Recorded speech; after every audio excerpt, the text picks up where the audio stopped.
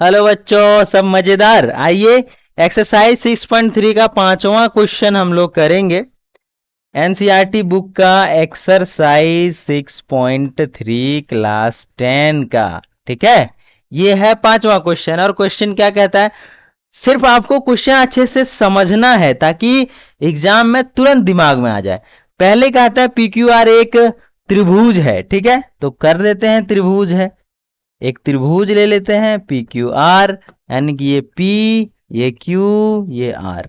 कोई दिक्कत नहीं है? नहीं है सर, ये त्रिभुज है। ठीक है, फिर इसमें कहता है PR और QR पर क्रमशः बिंदु S और T है, यानी कि यहाँ पे S है और यहाँ पे T है।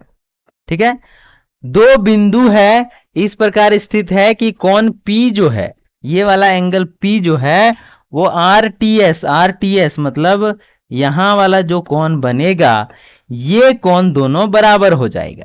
ठीक है, दर्शाइए कि RPQ यानी कि RPQ बड़ा वाला त्रिभुज और RTS छोटा वाला त्रिभुज सिमिलर है, एक दूसरे के समरूप है। कैसे होगा? सबसे पहले हम लोग सीखे हुए तरीके से सॉल्यूशन लिखेंगे और सॉल्यूशन के बाद क्या लिखते हैं, तो दिया है। क्या लिखते हैं डियर स्टूडेंट?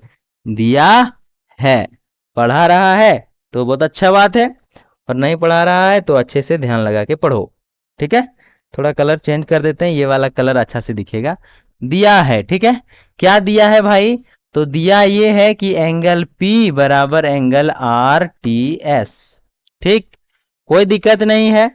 ठीक है, यहां तक अगर क्लियर है तो इस त्रिभुज को हम लोग तोड़ेंगे इसको। ठीक है, ये जो RTS त्रिभुज है इसको निकाल लेंगे पकड़ के, और S को यहां से खींच के नीचे रख देंगे।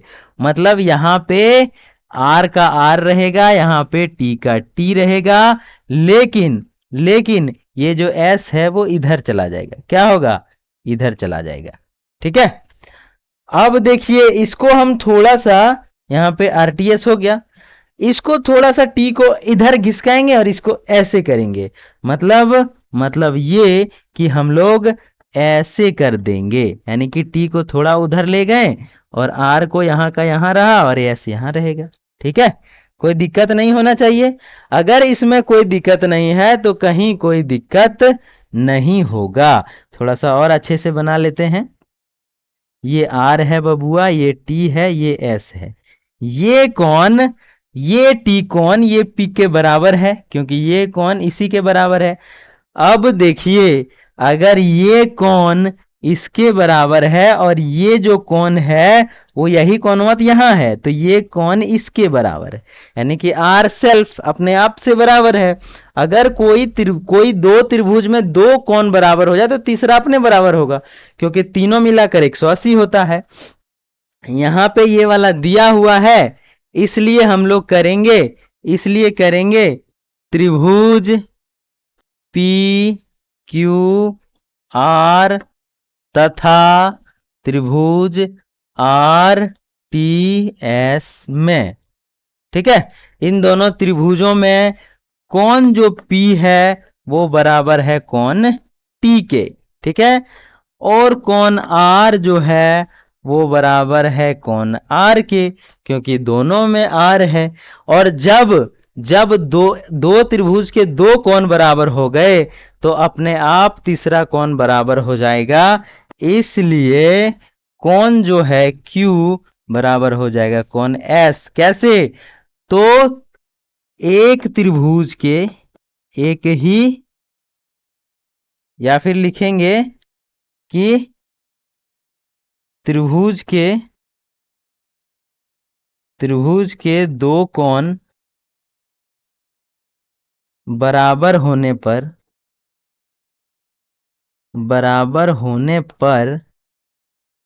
तीसरा अपने आप बराबर हो जाता है। ठीक है, अपने आप बराबर हो जाता है। ठीक है, और इसको कर देंगे ब्रैकेट में बंद, क्योंकि Q को S में क्यों किए, तो अगर दो कोण बराबर हो गया तो तीसरा अपने आप बराबर हो जाएगा। इसलिए